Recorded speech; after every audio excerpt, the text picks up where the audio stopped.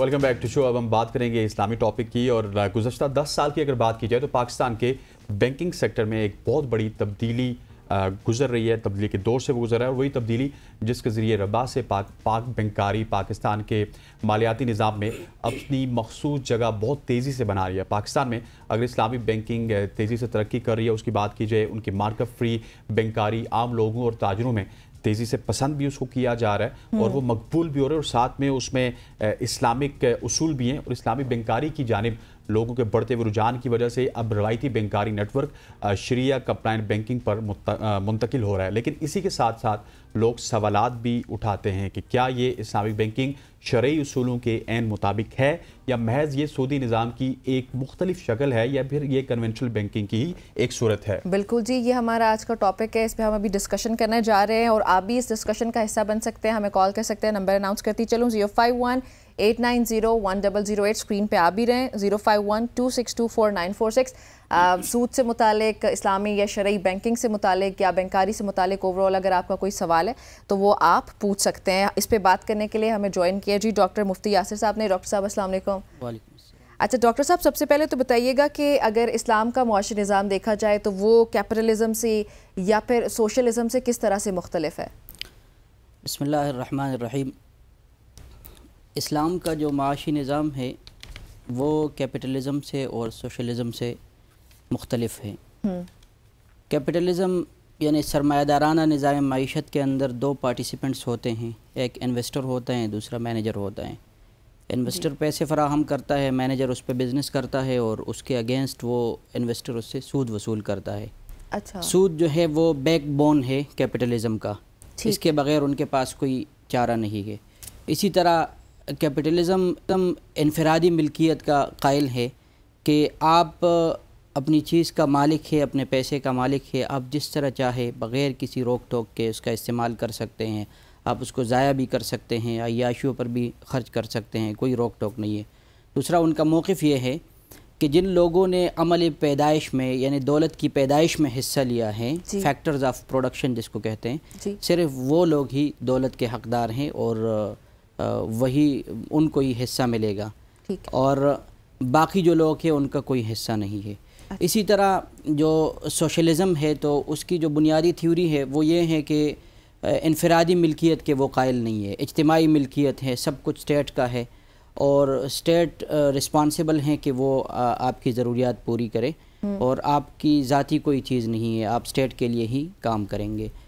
इस्लामी निज़ाम मईशत इन दोनों के बीच है। पहली बात तो ये है कि यहाँ सूद का कोई कॉन्सेप्ट नहीं है।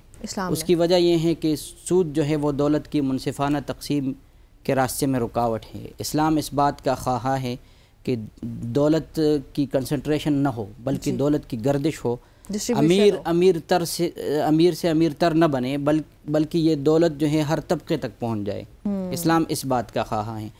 इस वजह से उसने सूद पर पाबंदी लगाई क्योंकि ये सूद ही जुल्म और जबर का इसकी एक वजह बन रही है और मुआशरे में लोगों का इसकी वजह से एक लोगों के साथ नाइंसाफ़ी हो रही है। तो इस्लाम ने इस पर पाबंदी लगाई। इस्लाम ने इनफरादी मिल्कियत का भी तसव्वुर दिया कि आप ख़ुद भी किसी चीज़ का मालिक बन सकते हैं और इज्तिमाई मिल्कियत का भी तसव्वुर दिया, स्टेट भी मालिक बन सकती है। इसी तरह इस्लाम ने फ़र्द को भी इस बात का हक़दार ठहराया कि आपने चूँकि दौलत की पैदाइश में हिस्सा लिया है तो आप भी इसमें से हक़दार हैं। लेकिन वो लोग जिन्होंने इसमें हिस्सा नहीं लिया उनको भी अल्लाह ताला ने हिस्सा मुकर्रर करके दे दिया। ज़कात और सदक़ात की सूरत में हमें कहा गया कि मुआशरे का जो पिसा हुआ तबका है, जो गरीब लोग हैं, तो आप 2.5% ज़कात दिया करें। उसके अलावा सदक़ात की तरग़ीब दी गई कि आप जो है वो सदका दिया करें, इस पर आपको इतना इतना अजर सवाब मिलेगा। यहाँ तक कि एक रिवायत में आता है कि 700 गुना अजर सवाब मिलता है और इसकी वजह से बलाएँ टलती हैं।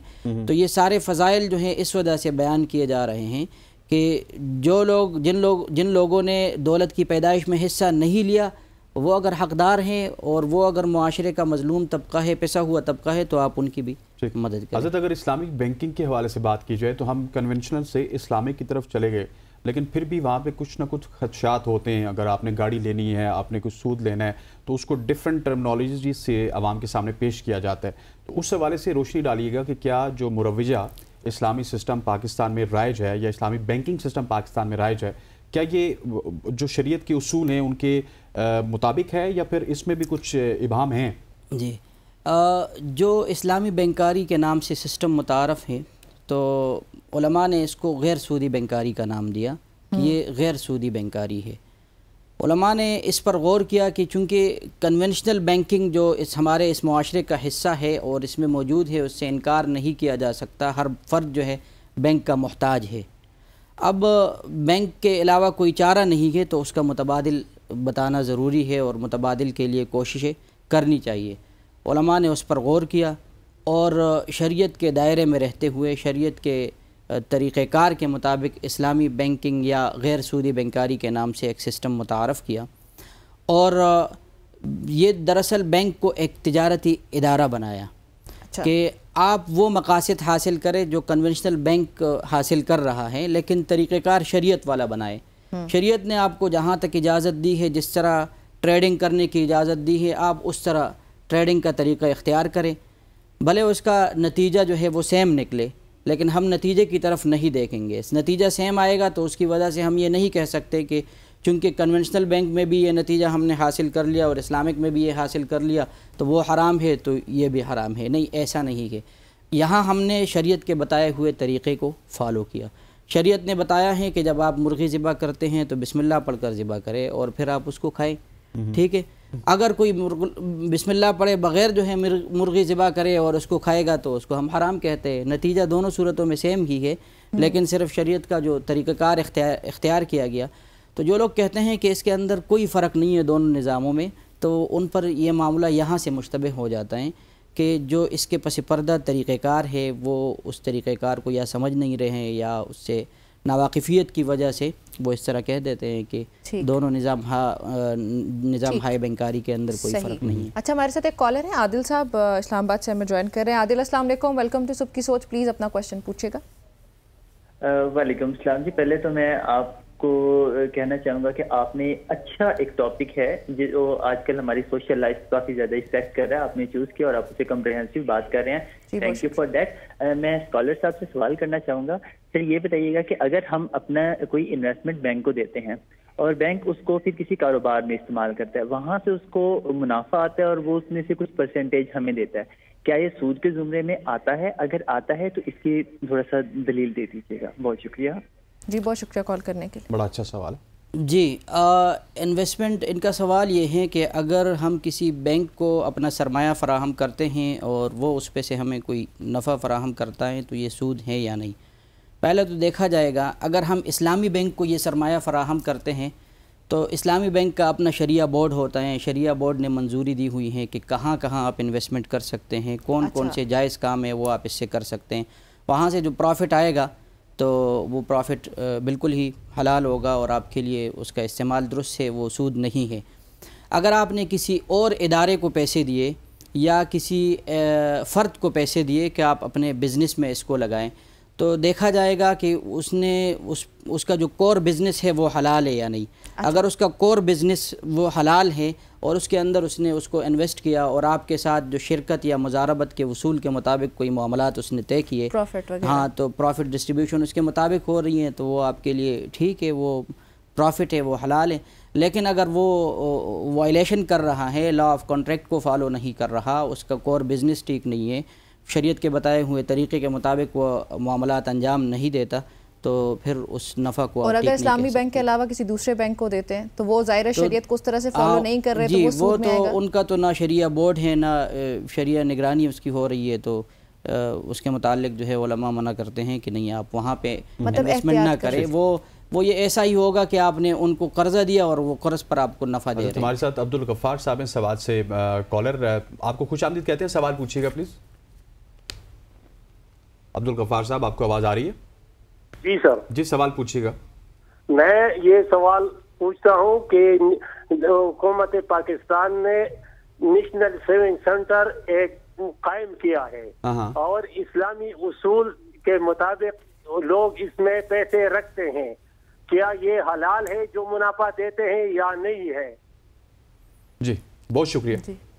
نیشنل سیونگ سینٹر میرے خیال سے اس کی تو کوئی شریعہ بورڈ نہیں ہے میری معلومات کے مطابق، اور اگر شریعہ بورڈ ہے اور اس کی شریعہ نگرانی ہو رہی ہے تو آپ اس میں انویسٹمنٹ کر سکتے ہیں، لیکن اگر شریعہ بورڈ نہیں ہے آپ پہلے ان سے یہ کنفرم کر لیں کہ آپ کے معاملات کی شریعہ نگرانی کون کرتا ہے، کون شریعہ ایڈوائزر کون ہے، شریعہ بورڈ کے چیئرمین کون ہے. ہاں اگر کوئی ہے اور اس کی نگرانی ہو رہی ہے اور جس طرح اسلامی بینکاری نظام کی نگرانی ہو رہی ہے اس طرح کا سیٹ اپ ہو تو ٹھیک ہے، آپ وہاں پر انویسٹمنٹ کر سکتے ہیں، لیکن اگر نہیں ہے تو آپ اس سے اجتناب کریں. سر اگر بینکس کی بھی بات کی جائے تو ایک آپ کو وہ دیتے ہیں فکس پروفٹ، ایک ہوتا ہے پروفٹ اینڈ لاس پہ، مطلب کہ پروفٹ ہوا تو پروفٹ دیں گے، لاس ہوا تو لاس دیں گے، لیکن دیکھا گیا ہے کہ لاس بہت کم ہی ہوتا ہے، پروفٹ ہی ہوتا ہے. سو ان دونوں میں فرق کیا ہے اور کیا کوئی ٹھیک ہے اس میں کنونشنل بینکنگ کی اگر بات کی جائے تو؟ نہیں، کنونشنل بینکنگ کی تو بات یہاں پر نہیں کی جا سکتی، وہ تو وائلیشن کرتے ہیں، وہ رول ریگولیشن جو شریعہ کے ہیں وہ فالو ہی نہیں کرتے، تو اس کے متعلق ہم بات نہیں کرتے. کی بات کی جائے ہاں اسلامک بینک وہ ٹھیک کر رہے ہیں، لیکن اب یہ ہے کہ اسلامک بینک کا جو پروفٹ ریٹ ہے اگر آپ کہتے ہیں کہ یہ تو سیم آ رہا ہے مسلسل مجھے وہ مل رہا ہے، تو اس کی وجہ یہ ہے کہ ایک پورٹ فولیو مینجمنٹ کا ایک تصور ہے کہ آپ جو ہے وہ سارے انڈے ایک ٹوکری میں نہ ڈالیں، کیونکہ اگر وہ گر جائیں تو سارے خراب ہو جائیں گے، ضائع ہو جائیں گے. تو وہ سارا انویسٹمنٹ ایک جگہ انویسٹ نہیں کرتے، کئی جگہوں پہ انویسٹ کر دیتے ہیں. تو اگر 8-10 جگہ انہوں نے انویسٹمنٹ کی ہیں تو 7-8 جگہ سے پروفٹ آ جائیں اور دوسری جگہ 2 جگہوں سے اگر نقصان بھی ہو جائیں تو وہ اس پروفٹ کی جو شرح ہے وہ زیادہ سے زیادہ کم ہو جاتی ہیں، تو اس کا ایک عام بندے کو اس کا احساس نہیں ہوتا. تو اس وجہ سے وہ یہ سمجھ رہے ہیں کہ یہ تو میں سارا بس وہ جس طرح میں سود پہ فکس لے رہا ہوں اسی طرح اس میں بھی فکس ہی لے رہا ہوں، ایسا نہیں ہے. احمد صاحب نے ہمیں جوائن کیا واقعہ سے. احمد السلام علیکم، ویلکم ٹو صبح کی سوچ، پلیز کوشچن پوچھیں. وعلیکم السلام جی، احمد خان بات کر رہا ہوں واقعہ سے. جی میرا کوشچن یہ تھا کہ جس طرح اسلامک بینکنگ ہے، میزان بینک یا دوسرے ہیں، اس میں ایک شخص جاتا ہے اور پیسے جمع کراتا ہے، تو اس طرح بہت سارے لوگ پیسے جمع کراتے ہیں اپنے. بینک یہ کہتا ہے کہ ہم آپ کا یہ پیسہ کسی کاروبار میں لگائیں گے، مینس مطلب پراپرٹی وغیرہ میں لگائیں گے، اور وہاں سے جو پروفٹ جنریٹ ہوگا اس کو بیچنے سے وہ ہم آپ کو جو ہے نا دیں گے پروفٹ کی شکل میں، پروفٹ لاس کی شکل میں. تو وہ پیسہ اس بندے کو نہیں پتا ہوتا کہ بینک کہاں لگا رہا ہے. بالفرض اگر وہ بینک اسلامی بینک وہ پیسہ جو ہے کسی پراپرٹی کو لگاتا ہے اور وہ پراپرٹی جو ہے نا بیچ کے وہ جو ہے نا اس کو منافع دیتا ہے، تو اسلامک پوائنٹ آف ویو سے اسلام جو ہمیں بتاتا ہے کہ پراپرٹی کوئی ایسی پراپرٹی جو کہ آپ نے بیچنے کے لیے رکھی ہے اور وہ جب آپ بیچیں گے تو اس پہ آپ کو زکوٰۃ دینی ہے. تو بینک کیا وہ جو پراپرٹی بیچ رہا ہے تو اس پہ کیا وہ بینک وہ زکوٰۃ دے رہا ہے؟ اگر وہ زکوٰۃ نہیں دے رہا ہے تو کیا وہ پروفٹ جو بینک ہمیں دے رہا ہے وہ جائز ہے یا ناجائز ہے؟ یہ مجھے میرا سوال ہے. بہت اچھا کوشچن، بہت شکریہ ہمیں جوائن کرنے کے لیے. جی دیکھیں، آپ کی جو رقم بینک کے پاس پڑی رہتی ہے یا بینک نے جو انویسٹ کیا ہے تو اس پہ بینک جو ہے وہ زکوٰۃ کی کٹوتی بھی کرتا ہے، لیکن بعض اوقات اس طرح ہو جاتا ہے کہ اکاؤنٹ ہولڈر پہلے سے ایک فارم فل کرتا ہے اور اسٹامپ پیپر پہ لکھے دیتا ہے کہ آپ زکوٰۃ کی کٹوتی نہ کریں. اس کا مطلب یہ ہے کہ میں خود ہی زکوٰۃ کی جو اوبلیگیشن ہے وہ میں خود ہی پوری کروں گا، میں ذمہ داری لے رہا ہوں. تو جب وہ آپ اسٹامپ پیپر حوالہ کرتے ہیں تو پھر وہ آپ سے زکوٰۃ کی کٹوتی نہیں کرتے، ٹھیک ہے، مطلب پھر وہ آپ کی ذمہ داری بن جاتی ہے کہ آپ ہی وہ زکوٰۃ کی ادائیگی کر لیں. پروفٹ سے دینا پڑے گا؟ جی وہ پروفٹ سے دینا پڑے گا؟ نہیں، وہ جو آپ کا جو ٹوٹل ورتھ ہے آپ کی دولت کی، جو آپ کے پاس پیسہ ہے، پرنسپل اماؤنٹ پلس پروفٹ سارا، یعنی زکوٰۃ والے دن آپ کے پاس جتنی اماؤنٹ ہوگی اس پر آپ نے زکوٰۃ پے کرنا ہے. اگر بینک نے آپ کی طرف سے پے نہیں کیا تو پھر آپ کرو گے. ٹھیک ہو گیا. ہمارے ساتھ ایک اور کالر موجود ہے، عبدالستار صاحب لاہور سے. جی ستار صاحب سوال پوچھیے گا. سر اپنا مرکز کوئی بچت ہے وہ اپنا سرٹیفکیٹ جاری کرتا ہے، اپنا پراپر سرٹیفکیٹ جو ہوتا ہے نا، یہ اپنا بہبود سرٹیفکیٹ وہ جاری کرتا ہے کہ اپنا اس کے بعد وہ پرافٹ دیتا ہے 10% یا 12% سالانہ کے حساب سے. کیا وہ پیسے لینا جائز ہے؟ جی مجھے تو سوال یہ سوال کہاں سے سرٹیفکیٹ کون دیتا ہے؟ یہ نیشنل اسکیم جو ہوتی ہے. اس میں پھر وہی بات ہے جو نیشنل سیونگ کے متعلق ہم نے کہا، دیکھا جائے اگر اس کی کہیں سے شریعہ نگرانی ہو رہی ہے، شریعہ بورڈ کی نگرانی میں کام کر رہے ہیں تو ٹھیک ہے، آپ انویسٹ کر سکتے ہیں، نہیں ہے تو آپ نہ کریں. اور ایک سوال کا جواب میں آپ نے یہ بھی کہا تھا نا کہ سٹرکچر پورا دیکھا جائے، اگر ان کا سٹرکچر ٹھیک ہے، وہ اگر اسلامی اصولوں کے مطابق چل رہے ہیں تو شریعہ بورڈ ان تمام چیزوں کی نگرانی کرتا ہے. انٹرنل آڈٹ ہوتی ہے، ایکسٹرنل آڈٹ ہے، اور یہ تمام جو ہے وہ ان تمام امور کی وہ نگرانی کرتے ہیں. اس وجہ سے ہم آسان جواب یہ دیتے ہیں کہ جہاں شریعہ بورڈ موجود ہیں, شریعہ اسکالرز موجود ہیں, ان کی نگرانی میں کام ہو رہے ہیں, تو آپ کریں ان کے ساتھ انویسٹمنٹ. جی ٹھیک ہے. اچھا ڈاکٹر صاحب یہ بھی بتائیے کہ اسلامی بینکس کے ہاں فائنینسنگ کے کیا کیا طریقے موجود ہوتے ہیں؟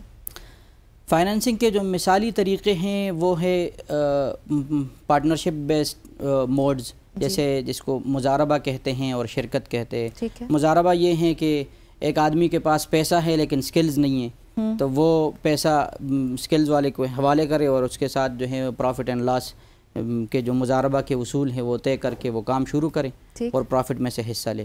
شرکت یہ ہے کہ دونوں اپنا اپنا کیپٹل جو ہے وہ اکٹھا کر کے اس پر کوئی بزنس شروع کرے. اس کے علاوہ جو کچھ اور طریقے ہیں, مثلا اجارہ ہے. اجارہ سمپل جو کرایہ داری کا معاہدہ ہوتا ہے کہ ہم کار اجارہ کرتے ہیں, یعنی بینک سے گاڑی لے لیتے ہیں کرائے پر, جس طرح رینٹ کار سے ہم گاڑی لے کے استعمال کرتے ہیں. تو وہ ہوتی ہے گاڑی بینک کی, لیکن آپ اس کا استعمال کر ماہانہ اس کا کرایہ پے کرتے ہیں.